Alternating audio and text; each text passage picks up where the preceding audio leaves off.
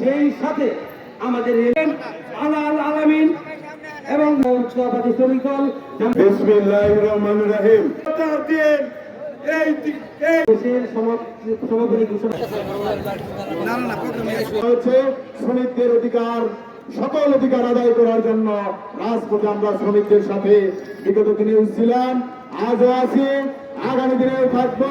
প্রিয় সুবহান ভাইয়ের নেতৃত্বে বাংলাদেশ জাতীয়তাবাদী শ্রমিক দল জামালপুর জনশাখা ঐক্যবদ্ধ বিগত দিনেও ছিলেন, আজও আছে, আগামী দিনেও থাকবে ইনশাআল্লাহ। আমি আমার বক্তব্য বেশি দিব না, কারণ আমরা র্যালি করব।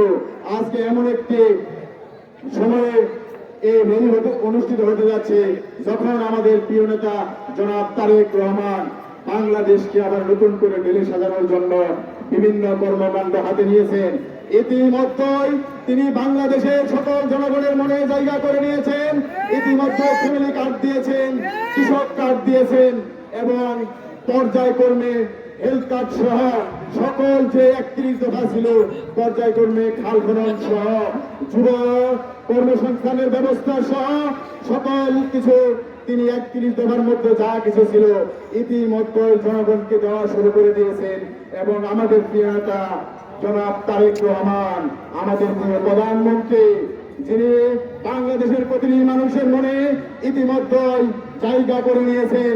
আমরাও মহান আল্লাহ তাআলার কাছে দোয়া করি আমাদের প্রিয় নেতা জনাব তারেক রহমানকে যেন আমাদের মহান আল্লাহ তাআলা তাকে দীর্ঘ নেক হায়াত দান করেন এবং কতটুকু জ্ঞান তার ভিতরে ঢেলে দেন তিনি যেন বাংলাদেশের সকল মানুষের মনের চাওয়াকে প্রাধান্য দিয়ে সকল জনগণকে সাথে নিয়ে তিনি যেন ঐক্যবদ্ধভাবে আগামী দিনে বাংলাদেশকে এগিয়ে নিয়ে যেতে পারে ইনশাআল্লাহ।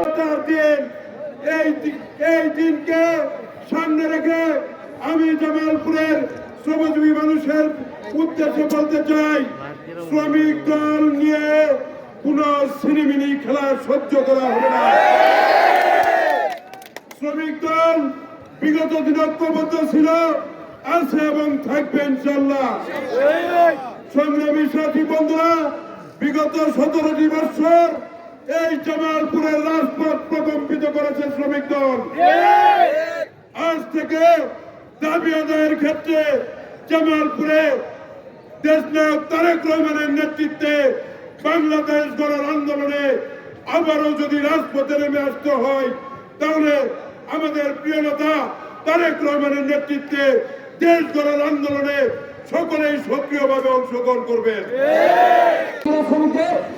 এই ন্যায্য অধিকার এই সোহেলা খানে আপনাদের একটা শ্রমিক দলের যেমন আজকে আমাদের প্রতিজ্ঞা করবো, আমরা আগামী দিনে শ্রমিকের অধিকার আদায় করবো এবং আরেকটু অঙ্গীকার করবো, আপনারা সকলে আমাদের সাথে একমত আছেন কিনা।